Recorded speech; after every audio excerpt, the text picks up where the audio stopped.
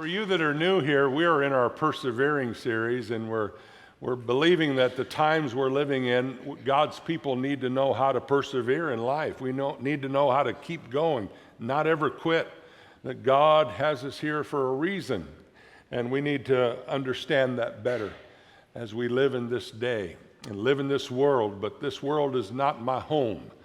I'm just a passing through. And so we've talked about persevering over we started way back 4 or 5 weeks ago talking about persevering. What was the first message? I can't even think. Thank you. Man, I had a little brain fog there. Persevering through our serving. And we realized, I told you the story about how the enemy tried to bury me in my problems and wanting me to live in a dark hole and not come up even for air. And the Lord spoke to my heart that my way to persevere was to get up and begin to serve the Lord and serve the needs of others in my life, and that as I begin to give myself out of my own need and hurt and pain, that the Lord would heal me and raise me up. And there's something to be said about persevering through our servanthood. And then we talked about persevering through our prayer and how much that we need to pray, because prayer helps us to be aligned with God's plan. God doesn't change, so we're not really praying to change God, but prayer really helps change us and align us to His plan and purpose. And we learned about the importance of interceding for others and persevering through our prayers of the saints, praying for Pastor Mohan, praying for India, praying for the nations around the world that we get to support, praying for our families, interceding, standing in the gap. We talked about prayer. We talked about praying with vision, persevering through vision. How much that when we understand what God has purposed in our own hearts to do, that will keep us on track. Because when we have a vision, when we know where God has us and what He wants to do in our lives and through us, it'll hold us in tough times, because we all have tough times. Last week we talked about persevering through our past. We all have a past. We all have things that we wish maybe we could have done differently if we had it to do over.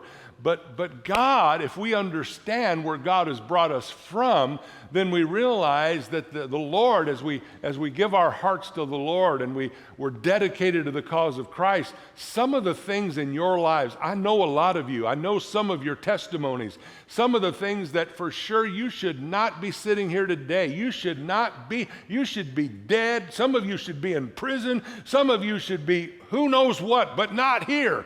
But God has preserved you. God has redeemed you. And when you begin to use the tests that you've gone through in life and they become a testimony of God's goodness and God's favor in your life, here's what I believe. Many of you, the devil is like, man, I wished I hadn't even messed with them, because God has taken this and using it for so much good. Some of you are walking through that right now as we've released miracles and healing into this house. And you're walking through a test right now. But get ready, because your test is going to turn into a testimony. And today I want to talk about, and we've been using as a backdrop for this series, the Apostle Paul's life. And we're going to talk about persevering through our limitations. Some of us feel limited.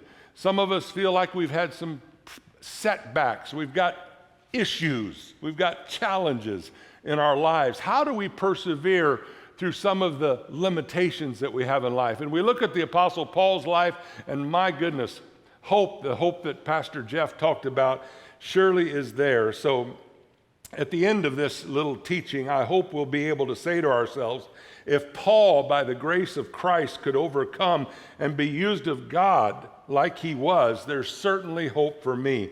1 Corinthians 1:27 and 28, thank you for your word, Lord.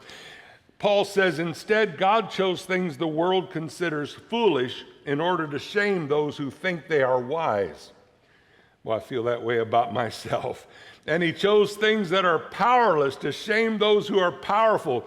God chose things despised by the world, things counted as nothing at all, and use them to bring to nothing what the world considers important. So, if you've got your outline, let's write down some of the limitations that Paul faced in his life. Number one, Paul's background was anti-Christian. So, some of you are here and I've heard things like, man, I didn't grow up as a Christian, Pastor. I didn't know the things that I'm learning here at Calvary. Some people just know so much, and I don't even know one Bible verse by heart yet, and I don't know how I'm going to persevere in life because I don't have a Christian background, a Christian foundation, and we're teaching a blueprints class to help with that. But I thought about Paul this week and his upbringing. He didn't have it either. Look at Acts 9, 1 and 2. Meanwhile, Saul, that's the Apostle Paul, before he was the Apostle Paul, was named Saul, was uttering threats. He not only was not a Christian in his background, listen to this, he was anti-Christian. And yet God used him to write over 2/3 of the New Testament. There's hope. So he went to the high priest. Verse 2, he requested letters addressed to the synagogues in Damascus, asking for their cooperation in the arrest of any followers of the way, people of Jesus, that he found there. He wanted to bring them, both men and women, back to Jerusalem in chains. Some of you are hunters. Some of you, I know, hunt deer, and some of you hunt birds. And some of you love that. Paul hunted Christians. His whole background and understanding in life taught him to do what was so wrong while he believed it was so right. I think some of us relate. Have you ever lived a portion of your life thinking you're doing what's so right only to find out later it was so wrong? That was Paul. He was given everything he had to persecuting Christians and making sure they were killed, and thinking he was absolutely right, that he was honoring God by doing it. Acts 22:4, and I persecuted the followers of the way, hounding some to death, arresting both men and women and throwing them in prison. That was Paul's testimony before the Jewish people when he spoke about his persecution of Christians to death. And Paul went to King Agrippa and he said this in Acts 26:11, many times I had them punished in the synagogues to get them to curse Jesus. I was so violently opposed to them that I even chased them down in foreign cities. I think Paul would have loved it if God would have removed his memory from his past after he met Jesus. Pastor, why are you mentioning this about perseverance? Because I want you to know, not to scare you, not to put any kind of fear that is not of God in your hearts, but to know that we are living in a time in the world when we're going to have to take a stand for Christ and realize that the persecution that Pastor Mohan faces in India every day, and the pastors there, and they're destroying and they're killing pastors and they are tearing down churches. We don't experience this very much in America, but there is persecution to those that, the gospel is going forward in India while there's persecution happening.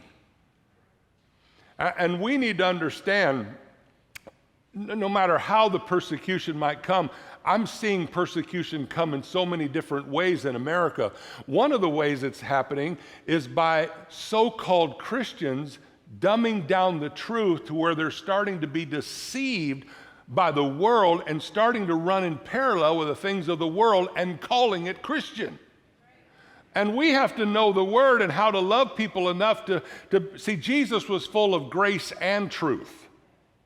Grace and truth. You couldn't separate it. He was grace, he was truth, all wrapped up in love. Because he loved people, he always told the truth.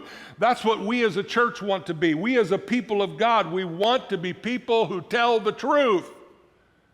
Because if you coddle people with lies, even if they like it, what do they really have? They're living a lie.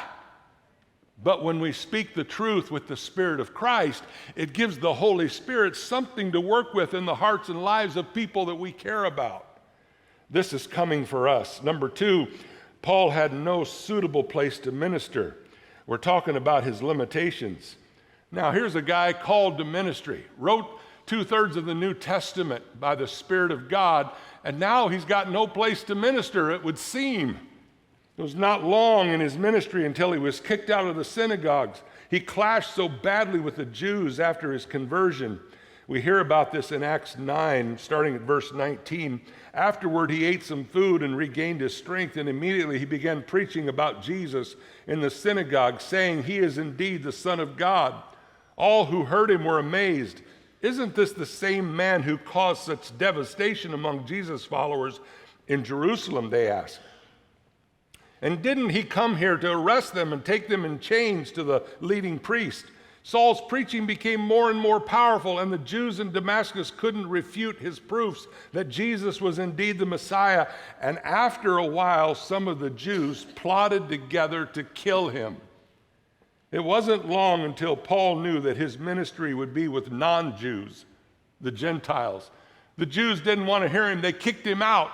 And Paul says, "Okay, I'm going to keep going anyway. If the Jews won't listen to me," Paul was a Jew, "if they won't listen to me, I'll go to the non-Jews, the Gentiles, and maybe they'll listen to me." And I'm like, praise God, Paul didn't quit, because he didn't quit. The non-Jews, that's me. That's most of you, Gentiles, got to hear the gospel. I'm saved today because somebody brought the word of the Lord beyond the Jewish people to me. Aren't you glad he persevered? Hey, if anybody in your life persevered and continued to talk to you about Jesus, continued to share the love of God and show you that with their lifestyle, thank them. There are people who persevere. May that be us. Third, Paul's ministry was unaccepted by the disciples in the beginning. Man, you talk about could be discouraged if possible. He not only had problems with the Jewish people after his conversion, but he had problems with the disciples too. They didn't want to hear him. Acts 9:26 and 27, when Saul arrived in Jerusalem, he tried to meet with the believers, but they were all afraid of him. I relate. I'd be afraid of him too if he was hauling people yesterday off in chains for sharing Jesus. They did not believe he had truly become a believer. And that's not a great way to start your ministry. But verse 27 says, "Then Barnabas brought him to the apostles." Barnabas was an encourager in the Bible. He looked at Paul, embraced him, loved him, and basically said this: "Although the other disciples, the other believers do not believe you, I'm going to take you under my wing and care for you and stand beside you." May that be us. When somebody truly needs encouragement from a brother or sister, and with wisdom we give them opportunity. With wisdom we care for them. We just don't let them do anything they want, but if they show humility, if they show a desire to please the Lord, we help them, we coddle them, we help them. We don't enable them to live a crazy life, but we challenge them in their walk with Jesus. Number 4, Paul had to support himself financially. Paul worked a trade. Does anybody remember what Paul did for a job, what his trade was? Yeah, many of you think he was a tent maker. No, he was a baker. The Bible says he went to Philippi.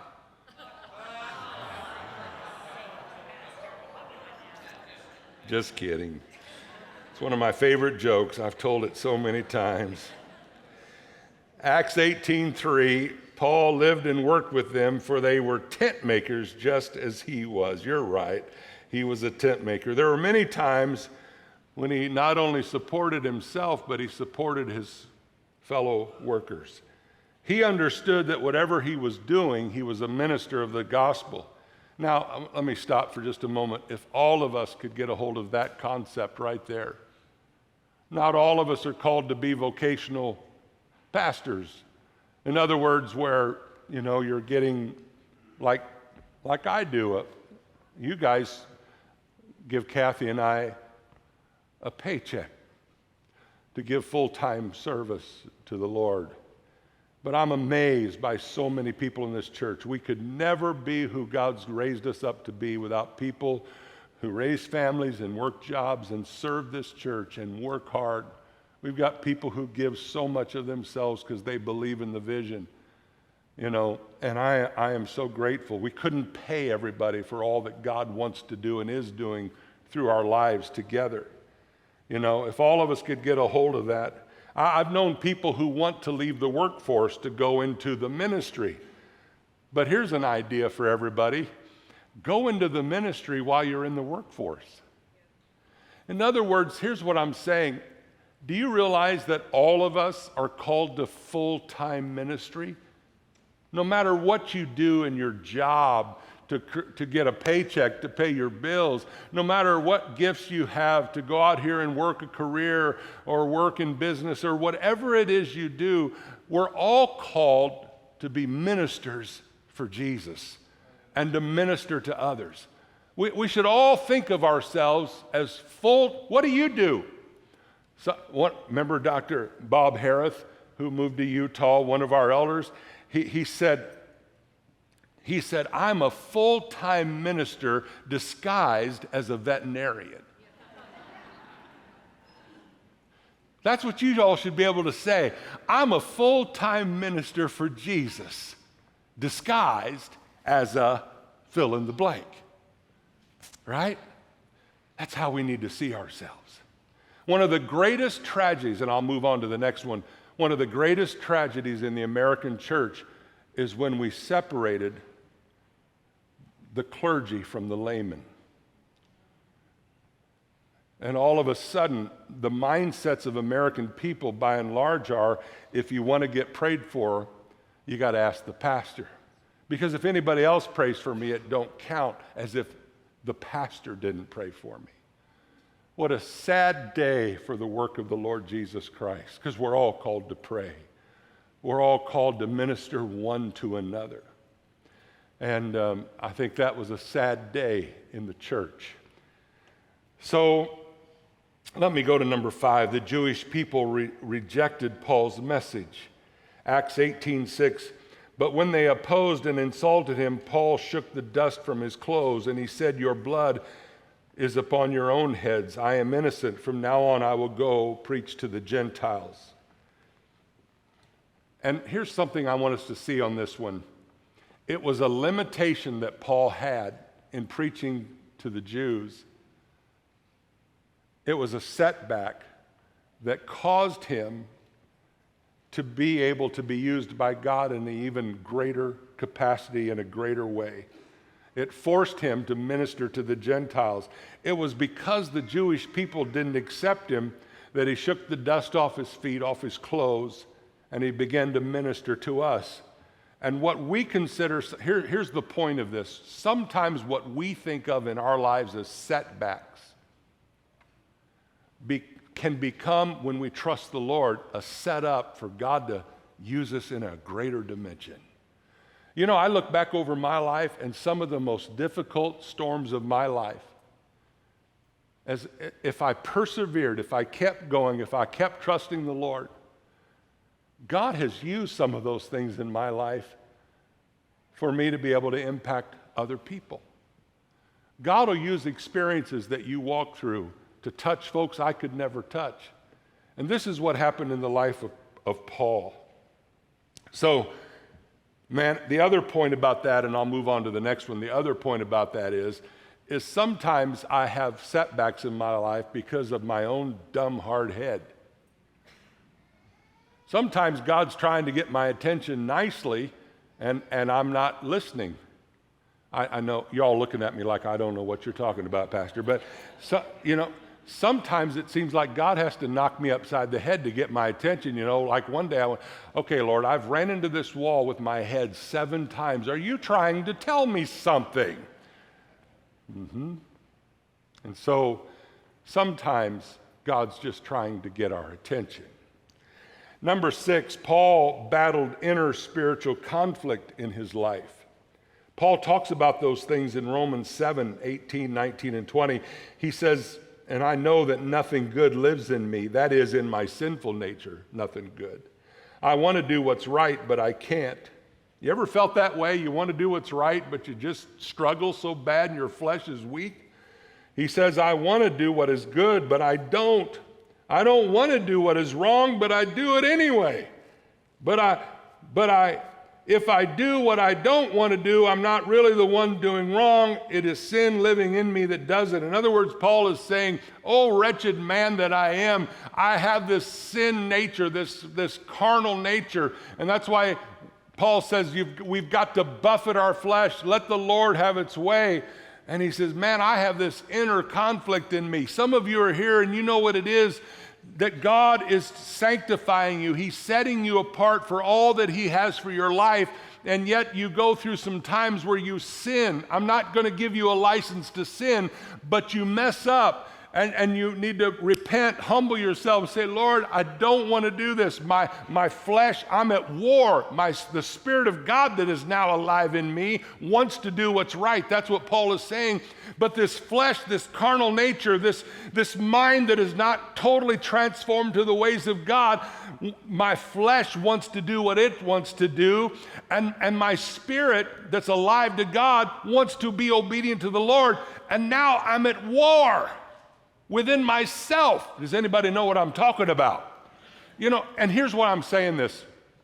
This crazy American Christianity today, some of it, is saying when you get saved, everything is just wonderful.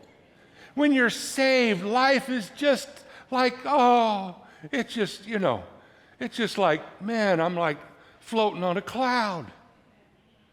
Listen, that's not the Bible I'm reading. The Bible I'm reading says, when I repent and give my heart to the Lord, I just entered the battle. There's a battle. All of hell is against me. But greater is he that's in me than he that is in the world. I'm a winner if I just keep fighting the good fight of faith. Jesus has already won the battle. I just got to stay in the fight. But it's a fight. Every day in my life, I can sense the Lord tapping on this shoulder and the devil tapping on this one. Who are we going to answer? Who are we going to listen to? And as we get into the Word and as we pray, here's what will happen over time. Over time, the Lord can win, because as your mind is renewed, you see, your flesh always wants what it wants. And the Spirit of God that's alive in you always wants to obey the Word. So you got one vote for the flesh and you got one vote for God. Automatic. So who wins the vote? Well, you've got a third vote. It's your soul. It's your will, your mind, your emotions. The Bible says, by the daily washing of the Word are you set apart for God. Why is prayer and reading God's Word and coming and being a part of congregating with God's people, why is this all so important? So that as time goes along, God wins the vote and your flesh starts losing more of those votes. Amen. Come on, look at somebody right next to you and say, he's preaching pretty good. Go ahead, tell somebody. Where are we at? Number 7? Paul was plagued with fears. I'm running out of time. 2 Corinthians 7, 5, and 6. I'm so thankful that our God comforts those of us who have been or are in depression. Number 8, I'm going to skip over some preaching here. You all preach these points yourself. I'd love to keep you here till about 1 o'clock, but I won't. And everybody said,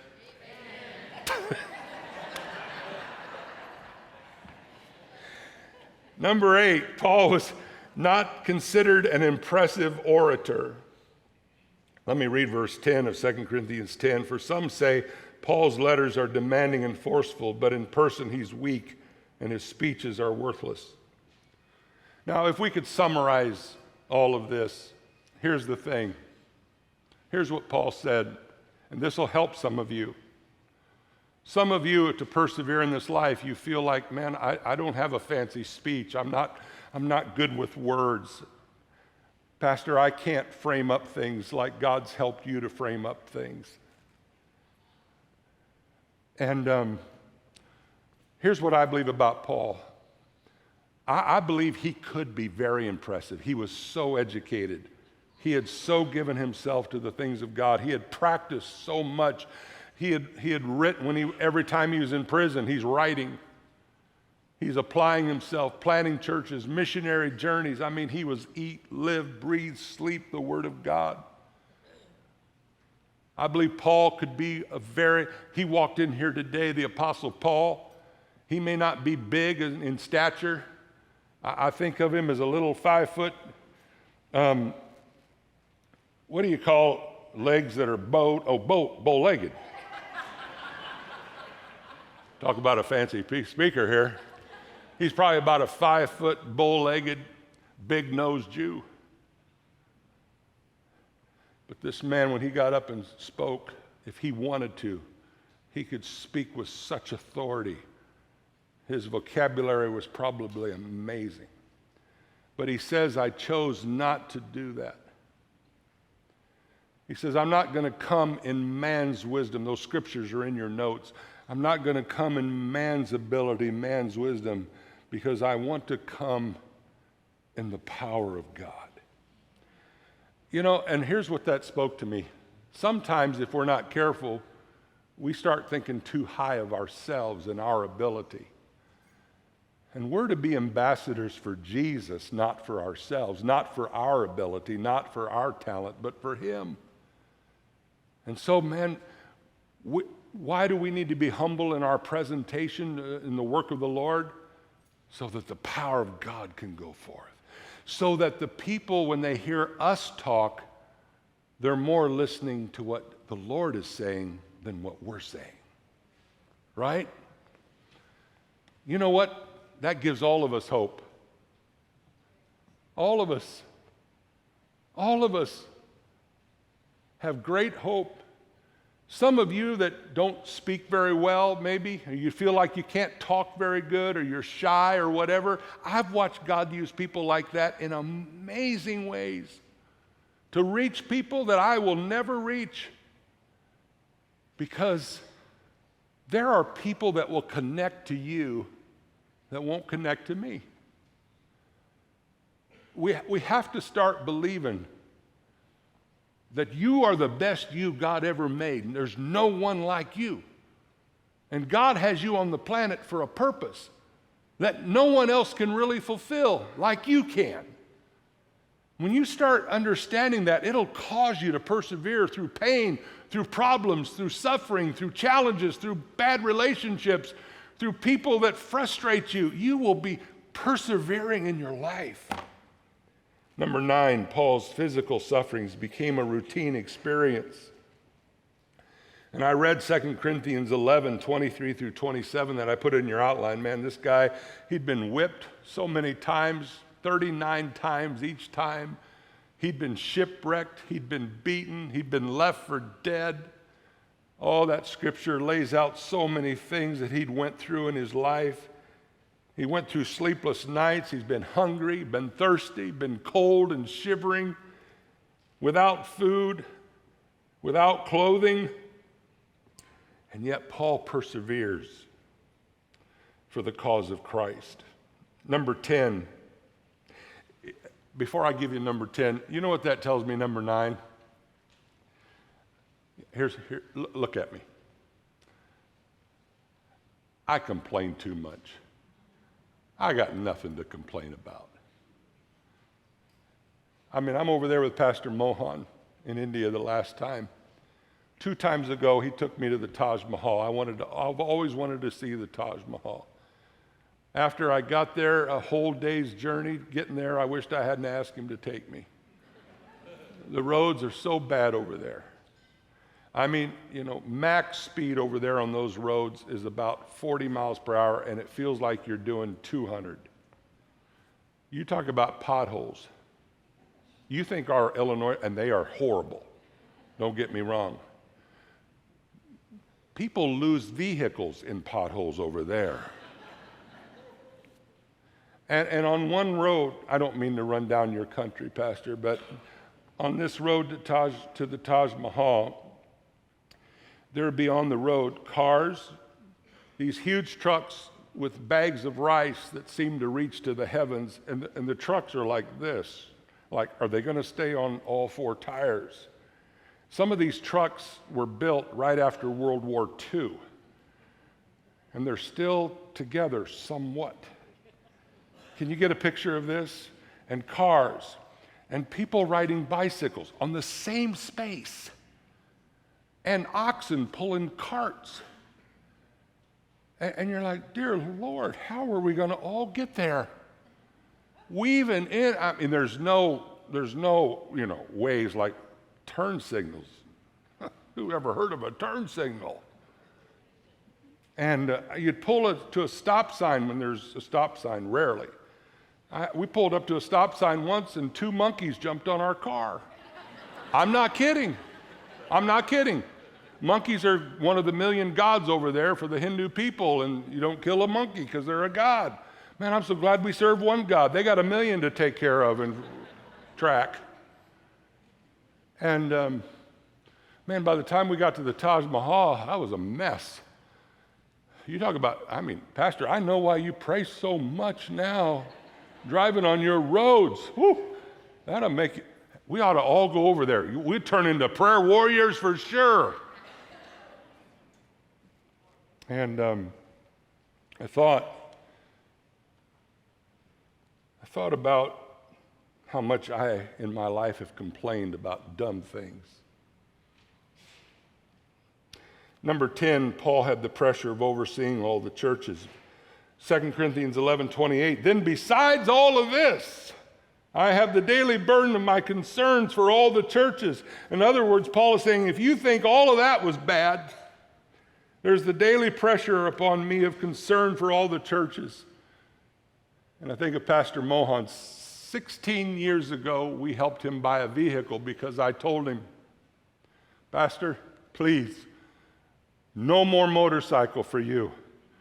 He was going to all these churches, 6 hours from where he lives, traveling to see the pastors, pray for the people, be an apostle on these crazy roads with unbelievable traffic and danger on a motorcycle. Pastor, we're too old for motorcycles. And we helped him get a vehicle. I didn't realize till just the other day, 16 years later, he's still driving that same vehicle. We got to get him another one. Hey, let me just say this by faith. We're going to get him another one. We're going to get him another vehicle to haul people for the glory of God and to help. He has, the average lifespan of a vehicle in India is very short because of how the conditions are. It's by the grace of God that that thing is held together this long. And we're going to get another one. Thank you for your giving. This is the things that we're able to do as a church. We have no debt. We have a big overhead, but we have no debt, and we're able to invest in the kingdom. And so, 11, Paul was harassed by false teachers. The whole book of Galatians is written because of those who tried to follow him up and bother him because of their legalism. Paul was harassed by people, so-called people in the church, false prophets. Folks, not to set ourselves up above anybody else, but if we stay true to the Word of God, we're living in a time when I'm going to tell you some of the greatest persecution that we as a church are going to endure. And mark my words. I don't say that very often. Mark my words. We are living in a time where persecution is going to come from what people call the church, the so-called church, is where a lot of our persecution is going to come from. False doctrine, false teachers of the Word of God. See, there is nobody out here in this world that can destroy Calvary Church. Anybody comes against us, and we will rally together as a family, and we will fight off anything because God's put us together. Do you know where the devil can take this church out? From within. To get us grumbling and complaining about one another, to get us holding grudges against one another, to get us to not be forgiving each other. How could the devil ever take this church out? from the inside. This is why membership and our commitment to one another and our commitment to relationship and our commitment to have the right talks, our commitment to forgiveness is so vitally important in our church. None of us have it all figured out. That's why we have to be humble. We have to be learning and growing. Why? Because none of us have it all figured out. Amen? Number 12, Paul's converts were not always faithful. A huge limitation, though he brought to Christ, those that he brought to Christ didn't always follow through.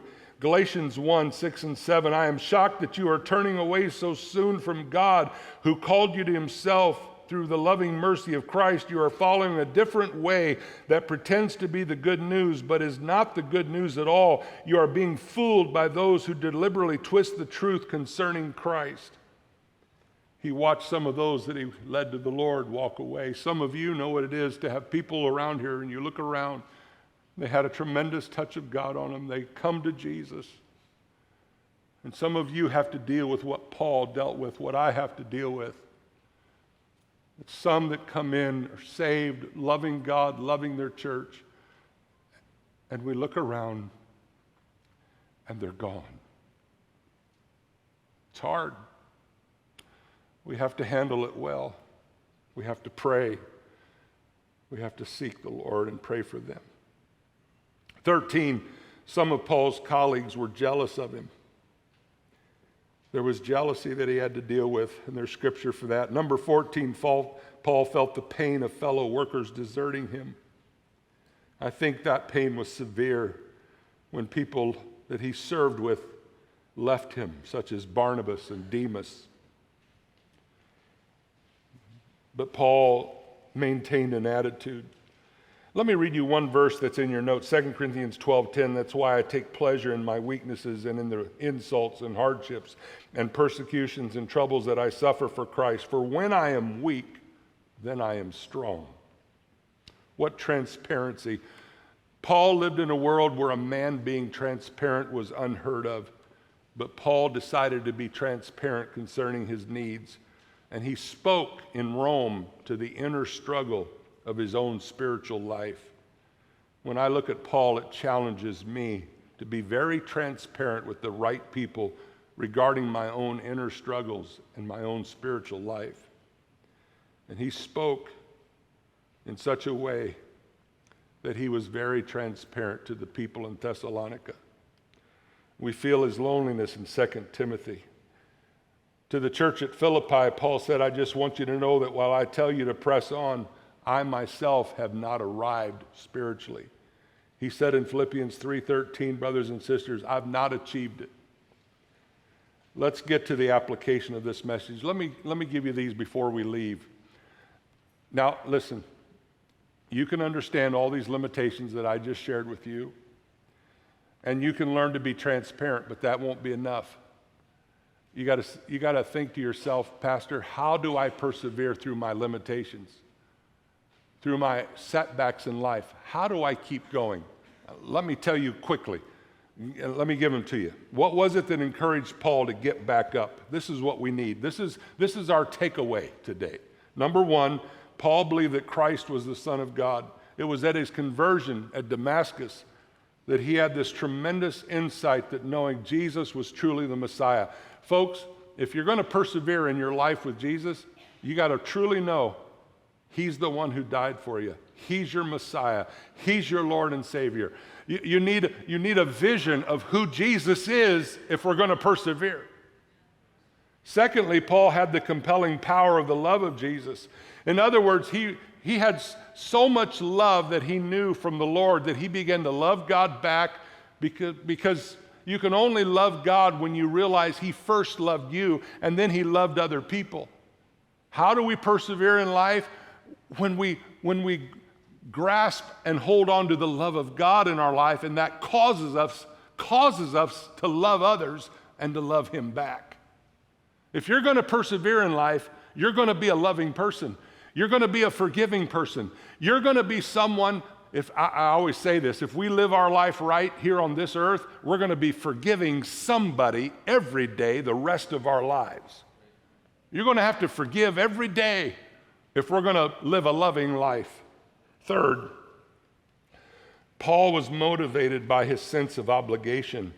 Romans 1:14, I have great sense of obligation to people in both the civilized world and the rest of the world. Paul realized he was a debtor to the Lord.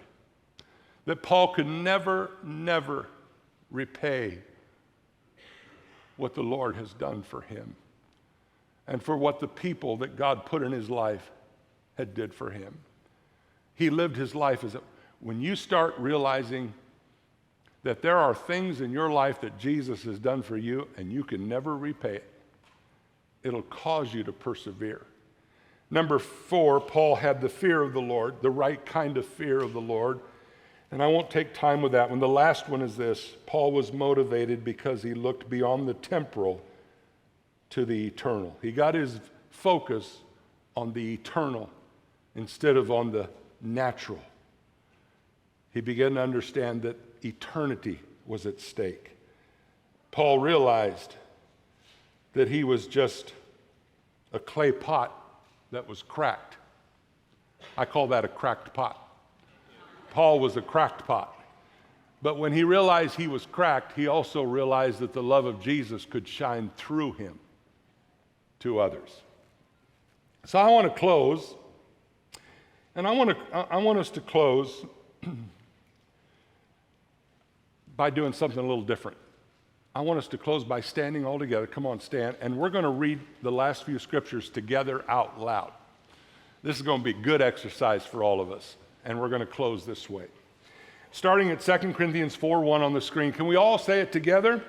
Therefore, since God in his mercy has given us this new way, we never give up. Say that last part again. We never give up. Somebody needs to hear themselves say that. Okay, now 2 Corinthians 4:7. Here we go. We now have this light shining in our hearts, but we ourselves are like fragile clay jars containing this great treasure. This makes it clear that our great power is from God, not from ourselves. 2 Corinthians 4:8-10. We are pressed on every side by troubles, but we are not crushed. We are perplexed, but not driven to despair. We are hunted down, but never abandoned by God. We get knocked down, but we are not destroyed.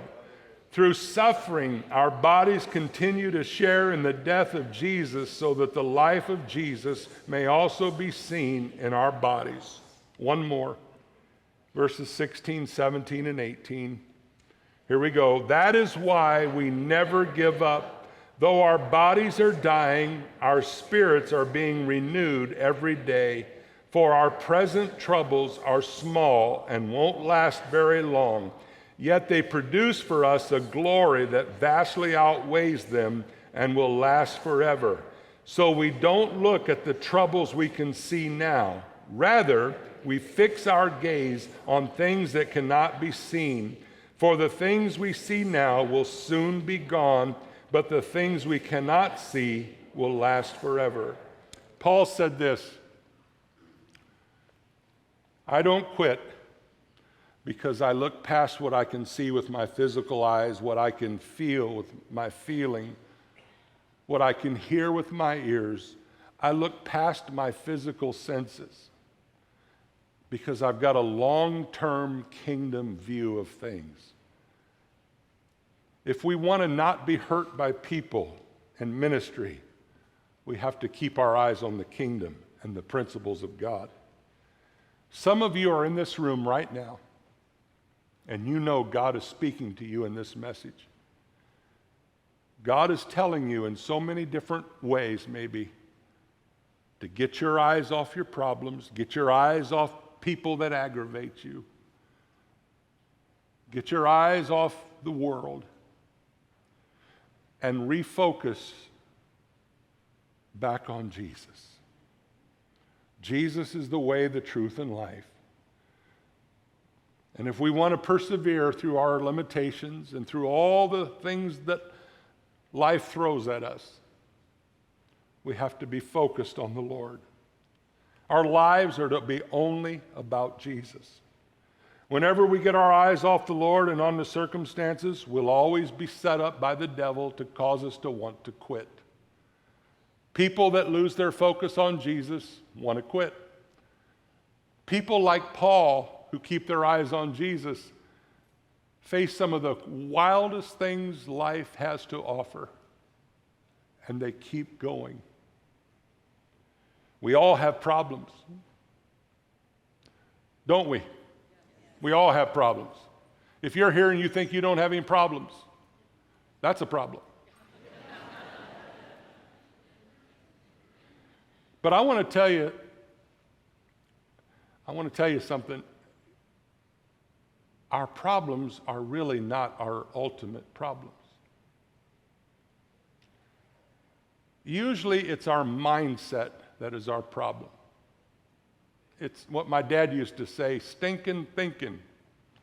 You know where our biggest problem in life is? It's located between your ears. It's your mind. That's why the Bible says we need to renew our mind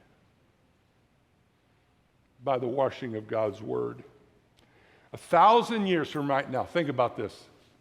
1,000 years from right now, if you love Jesus, you're going to be alive. Not in this body, you're going to have a new body. But 1,000 years from now, maybe we'll have a reunion, a Calvary reunion 1,000 years from now in New Jerusalem. Hey, all the old Calvary folk, come on, let's have a little reunion. 1,000 years. Would you come if I invited you? I don't know if I can, but I'll try. 1,000 years from now, as we're celebrating in New Jerusalem, every problem we have right now, excuse my southern language, ain't gonna matter. Every problem you got right now, 1,000 years from right now, it ain't gonna matter.